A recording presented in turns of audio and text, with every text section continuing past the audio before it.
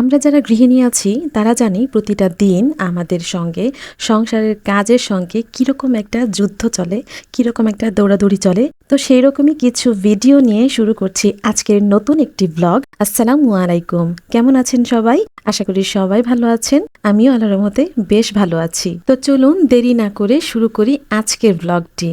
সকাল যেহেতু হয়ে গিয়েছে, ব্রেকফাস্টও করতে হবে। আর ব্রেকফাস্ট মানেই তো একটু ঝামেলা। বাচ্চারা তো সকালে দেখা যায় রুটি টুটি খেতেই চায় না, তাদের জন্য দেখা যায় একটু অন্যরকম নাস্তা করতেই হয়। আর আমার বাচ্চারাও এখন চাইলো তারা একটু ব্রেড আর ভিতরে চিজ দিয়ে স্যান্ডউইচ খাবে, এটা তারা ভীষণ পছন্দ করে। তো সেটাই আমি করে নিচ্ছি, ভাবলাম আপনাদের সঙ্গেও এই রেসিপিটা শেয়ার করি। আমরা যারা বাচ্চাদের মা তারা বেশিরভাগই মা জেনে থাকবে এই রেসিপিটা। আবার ভাবলাম যে অনেকেই নতুন রাঁধুনি আছে, তাদের জন্য ইজি হবে হয়তো রেসিপিটা, বা তারাও হয়তো ট্রাই করবে।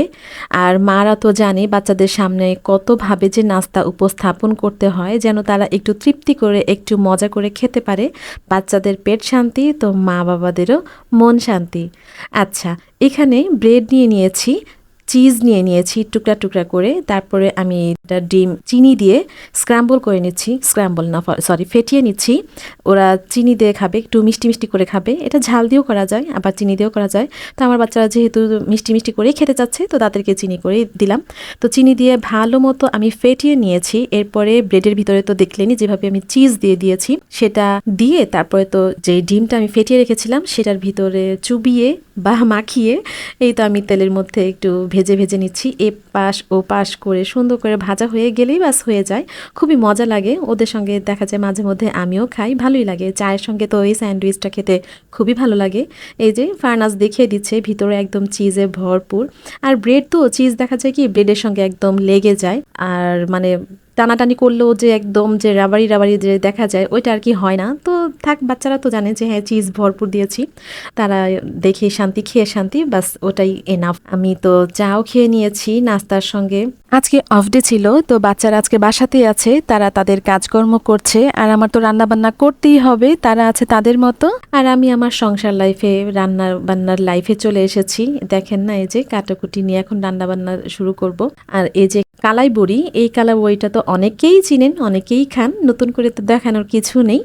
এটা আজকে রান্না করব পাঙ্গাস মাছ দিয়ে। আর শীতকাল তো চলে এসেছে, ফুলকপিও আছে, সিম আছে, সবকিছু আমি কেটে রেখেছিলাম, আজকে রান্না করব। এখানে বেগুন আমি চাকচাক করে কেটে নিয়েছি, আর দেখেন একটু একটু করে আমি চির চির দিয়ে নিয়েছি। এটা করলে হয় কি সুন্দর মতো ভিতরে মশলা ঢুকে, তারপরে লবণও যায়, দেখতেও সুন্দর লাগে। আমি আজকে বেগুন ভাজাটা করছি। এই বেগুন ভাজাটা আমার হাজবেন্ড খুবই পছন্দ করে, খুবই পছন্দ করে। তো এই বেগুন ভাজাটা আমি এখন বেগুন ভাজবো, তো ভাজার জন্য আমি লবণ দিয়ে নিচ্ছি, একটু হলুদ মরিচের গুঁড়াটা দিয়ে নিচ্ছি, একটু যেন কালারফুল হয়, একটু যেন ঝাল ঝাল হয়, খেতে ভালো লাগে। আমার হাজবেন্ড তারপরে আমার বাচ্চারাও এই বেগুন ভাজাটা দিয়ে খেতে খুবই তারা মানে পছন্দ করে। তো এটা প্রায় সময় আমার করা হয়। আর সেই যে দেখলেন না কালাই বড়িটা, সেটা আমি প্রথমে তেল দিয়ে একটু লাল লাল করে ভেজে নিচ্ছি, তাহলে একটা সুন্দর স্মেল আসে আর একটু শক্ত শক্ত থাকে, খেতেও ভালো লাগে। তো এগুলো উঠিয়ে আমি এখন বেগুনগুলো ভেজে নিচ্ছি।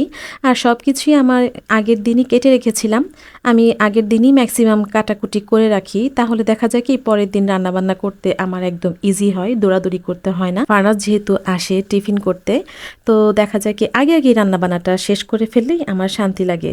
তারপরেও দেখা যায় কি কি একটু আলসিমি টালসামি করতে করতে মাঝে মধ্যে তো একটু দেরি হয়েই যায়, প্রতিদিন তো আর রান্নাবান্না করতে ভালো লাগে না।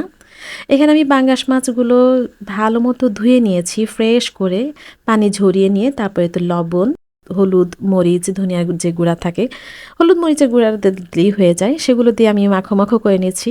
হাত দিয়ে আর মাখাতে ইচ্ছা করলো না, একটু ঝাঁকানাকা করে একটু ঝাঁকিয়ে নিলাম যেন মাছগুলো মশলাগুলো একদম লেগে মাখো মাখো হয়ে যায়। তো এই তো ভেজে নিচ্ছি। ভাজাভাজি করতে গেলে মাছ দেখা যায় কি টেনশন লাগে, কোন সময় যে তেল ছিটে কতবার যে হাত টাত পুড়েছে তার তো আর কোনো শেষ নেই।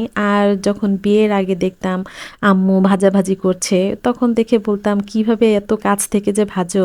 তো সেই লাইফটা এখন আমি রিয়েলাইজ করি যে আসলেই মানে সাংসারিক হয়ে গেলে কত কিছুই তো সহ্য করতে হয়, এই তেলে ছিটা ফোটাও কিছুই না তখন। তো এই তো বেগুন ভাজাও করে নিয়েছি। ঘরে যখন রাখতে আসলাম তখন দেখছি ফার্নাস পড়ছে, ও হোমওয়ার্ক ছিল, তারপরে বাসারও একটু এক্সট্রা পড়ালেখা করছিল, সেগুলো করছিল। তো সেগুলো আমি একটু চেক করে নিচ্ছি। ওর সঙ্গে সঙ্গে একটু থাকলে দেখা যায় কি ও পড়ালেখাটা করতে একটু আগ্রহ ফিল করে, কিন্তু দেখা যায় রান্নাবান্নার সময় দৌড়াদৌড়ি লেগে যায়। তো ওকে ঘরে বসিয়ে মাঝে মাঝে যাচ্ছি, আবার ওর যখন কোনো সমস্যা হয় তখন ও আমার কাছে আসছে। এভাবে করে করেই আর কি চলছে জীবনযাপন। আর এই তো এখানে এখন রান্না করব পাঙ্গাস মাছটা। সেজন্য আমি এখানে মশলাতে বলছি, সরি, তেলে প্রথমে পেঁয়াজ, তারপরে আদা রসুন, লবণ, তারপরে যা যা লাগে তা দিচ্ছি। আর এখানে আমি দিয়ে নিচ্ছি একটু জিরার ফাঁকি বা জিরার গুঁড়া। জিরাটা আমি ব্লেন্ড করে ডিপে রেখে দিই, দেখা যায় কি অনেক ভালো থাকে আর স্মেলটাও খুবই একদম সুন্দর থাকে আর কি। আচ্ছা, তারপরে আমি এখানে এখন মশলাটা কষানো হয়ে গেলে আমি দিয়ে দিচ্ছি সেই যে কেটে রেখেছিলাম সবজিগুলো, সেগুলোই। এগুলো তো একদম ফ্রেশ করে রাখা ছিল, তো একদম রেডি টু গো আর কি রান্নার জন্য। তো এখানে দিয়ে এখন কিছুক্ষণ কষিয়ে নিব যেন মশলার কাঁচা গন্ধটা না থাকে। মশলার কাঁচা গন্ধটা থাকলে তো কোনো তরকারিই খেতে ভালো লাগে না। এরপরে আমি আস্তে জাল একটু ঢাকনা দিয়ে ঢেকে রেখেও দিয়েছিলাম যেন হয়। এই তো রান্না বান্না তো এইভাবেই আর কি চলে, সবাই তো যেভাবে করে আর কি। রান্না রুন্না করতে দেখা যায় কি নিজের লাইফেরও কত কথা যে মনে পড়ে। বিয়ের আগে দেখা যায় আরেক জীবন, বিয়ের পরে আরেক জীবন, কিভাবে সময়ের সঙ্গে সঙ্গে সব কিছুই পাল্টে যায়। তো মানুষও পরিবর্তনশীল, সময় যেমন পরিবর্তনশীল, মানুষও পরিবর্তনশীল। সময়ের সাথে সাথে মানুষ অনেকটাভাবে চেঞ্জ হয়ে যায়, অবাক লাগে সব কিছুর জন্যই। তারপর দোয়া করি সবাই সব জায়গা থেকে যেন ভালো থাকে, সবার যেন মনের সব ইচ্ছেগুলো পূরণ হয়, এই দোয়াই করি। আর এই তো মাছগুলো তো আমি দিয়ে দিয়েছি, পানি যখন বলক এসেছে, ঝোলটা একটু গাঢ় হয়ে আসার পরে, অল্প একটু গাঢ় হয়ে আসার পরে নামানোর কত 5-10 মিনিট আগে আমি ভেজে রাখা যে কালাই বড়িগুলো ছিল সেগুলো আমি দিয়ে নিচ্ছি। একদম আগে আগে দেয়া যাবে না, তাহলে দেখা যাবে কি একদম ভর্তা হয়ে গলে যাবে, তখন আর খেতে একটুও মজা লাগবে না, পুরো তরকারিটার সঙ্গে একদম মেখে চেখে একাকার হয়ে যাবে। তো এই তো একদম যখন আস্তে আস্তে বা গোটা গোটা ছিল কালাই বড়িগুলো, সেই সময় আমি একদম নামিয়ে নিয়েছি, সিদ্ধটাও হয়ে গিয়েছে। আর বেগুন ভাজার সঙ্গে কিন্তু শুকনা মরিচ আমি ভেজে নিয়েছি, যদিও বলতে মনে নেই, দেখেই তো বুঝতে পারছেন। বেগুন ভাজার সঙ্গে কিন্তু শুকনা মরিচের কম্বিনেশনটা খুবই খুবই ইয়াম্মি লাগে। আর এই যে আমার ফারনাজ এই ছোট্ট একটা সুন্দর একটা জিনিস বানিয়েছে, সে এখানে একটু রাখলো, একবার লাইট অফ করে একবার সে লাইট অন করে। তার কাছে জিনিসটা খুবই সুন্দর লেগেছে, আর আমার কাছে বা আমাদের সবার কাছে তো এত মানে ইউনিক লেগেছে। দেখেন না, ও আমার এত ছোট্ট মেয়ে কি সুন্দর করে যে এই জিনিসটা বানিয়েছে। এটা নাকি নেটে একদম ভাইরাল ছিল এই জিনিসটা, তো সে দেখে সে একা একাই কিভাবে যে এগুলো রেডি করেছে আমি কিছুই জানি না। আমি হয়তো কোনো কাজ করছিলাম আর সে তখন ধাপে ধাপে একটু করে জিনিসগুলো কালেক্ট করে সে এই ক্যান্ডেলটা বানিয়েছে। এটা কিন্তু পানির উপরে জ্বলছে, দেখে কত কিউট লাগছে না? মাশাল্লাহ, আমার ছেলে মেয়ের জন্য অনেক দোয়া করবেন। আমার মেয়েটা যে এত ক্রিয়েটিভিটি আছে ওর মধ্যে, খুবই ভালো লাগে। আসলে ও হয়েছে ওর মার মতো, যেটা সত্যি কথা। ওর মা মানে আমিও এরকম বিয়ের আগে অনেক অনেক কিছু করতাম, এটা করতাম সেটা করতাম, কত ফ্রেন্ডসদেরকে কত কিছু যে বানিয়ে দিয়েছি, সেটা এখন আর কি মনে করি আর চিন্তা করি যে আসলেই বাবা মার কাছ থেকে সন্তানরা অনেক কিছুই পায়। তো আমার মেয়েটা, ওকেও আমি দেখিয়ে দিতে হয় না, দেখা যায় কি ওর নিজের আগ্রহতেই না খুবই সুন্দর করে এক একটা জিনিস তৈরি করে ফেলে। এখানে তো পানি দিয়েছে, তারপরে উপরে একটু সয়াবিন তেল দিয়েছে। তো এই ভিডিওটা সে তার খালামণিকে দেখিয়েছে, তার কাজিনসদেরকে দেখিয়েছে, তো সবাই এত মানে অ্যাপ্রিসিয়েট করেছে। তো ও খুবই খুশি, বাচ্চা মানুষ তো যেটাই একটু বানিয়েছে সেটা যখন সবাই পছন্দ করে ওকে উৎসাহ দেয়, তো ও আরও উৎসাহিত হয়। তো ও আবার এই তালে তালে দেখা যায় কি আরও অনেক কিছু বানায়, তো ভালোই লাগে। দেখা যায় কি বাচ্চারাও তো এখন মোবাইলের প্রতি খুবই একদম আসক্ত হয়ে যায়। তো একদিক দিয়ে ভালোই হয়েছে যে মোবাইল না দেখে এগুলো করছে, এতে নিজের ক্রিয়েটিভিটিটাও অনেক বাড়ে। তো সবার বাচ্চাকে সবাই উৎসাহ দিবেন যেন তারা নিজের লুকানো প্রতিভাগুলোকে যেন বের করতে পারে সবার সামনে, তাহলে ওদের কাছেও ভালো লাগবে। এখানে ছিল আবার আরেক দিনের ভিডিও। আমার হাজবেন্ড গিয়েছিল তার ফ্রেন্ডের বাসাতে, তার বাসা থেকে আসার সময় বাজার হয়ে এসেছে, মাঝখানে একটা বাজার পড়েছিল, সেই বাজার থেকে এত সবজি টবজি নিয়ে এসেছে। এটা ছিল মৌসিম বলে।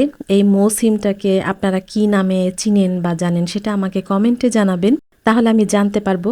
আর আমার ভিডিওটা কে কোথা থেকে দেখছেন সেটা প্লিজ আমাকে জানাবেন। আর আমার ভিডিও কার কাছে কেমন লাগে সেটাও জানাবেন। তো আমার হাজবেন্ডের ফ্রেন্ডের ওয়াইফ হচ্ছে আবার আমার বান্ধবী, সে আবার আমাদের জন্য এই যে পিঠা দিয়েছে। এটাকে কি বলে, এখানে বলে ছেই পিঠা।